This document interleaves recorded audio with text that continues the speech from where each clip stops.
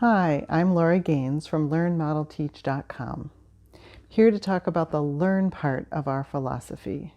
There are a lot of skills and a lot of tools that you can use to increase your own resilience and the resilience in your circle of influence. One of my favorites is the 5 senses grounding.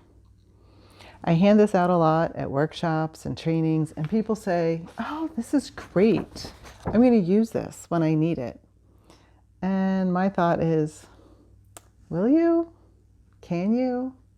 Now, I'm not trying to be a skeptic, but the reality is that we don't always remember the tools that we could use. Take this. Pretty simple tool, right? I know that it exists, but I'm working on a project with a bunch of friends and I'm tasked to put a thing together. I'm working away, putting way too much time and effort into getting the parts put together. And a friend taps me on the shoulder and is like,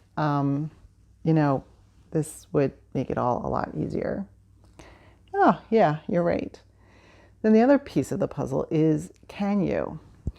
I mean, I know how this works. It's pretty straightforward, but I hadn't really spent much time with it. Haven't really learned how to use it. So I ended up spending far too much time figuring out how tight is this supposed to be? Which bit am I supposed to be using? There was a point at which this tool that's supposed to be helping me actually became a point of frustration. I didn't really know how to use it. So my thought is that if this looks like it might be helpful, the time to learn it is before you need it. And in order to learn something, there's a couple basics. There has to be intentionality. You have to decide, yeah, this is worth me learning how to use. You have to put some time into it, practice. And if you're anything like me, you're going to need some reminders.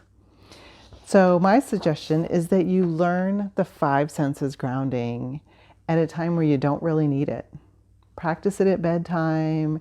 Practice it when you're a little bit upset, so that when the time comes that you're overwhelmed and you really need it, you can take a slow breath, start with 5, work your way down, and it helps you out when you need it.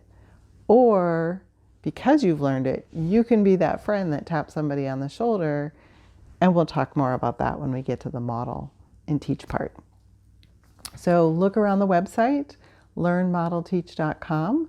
This is one of many tools that we have, and we hope you find something that you would like to learn.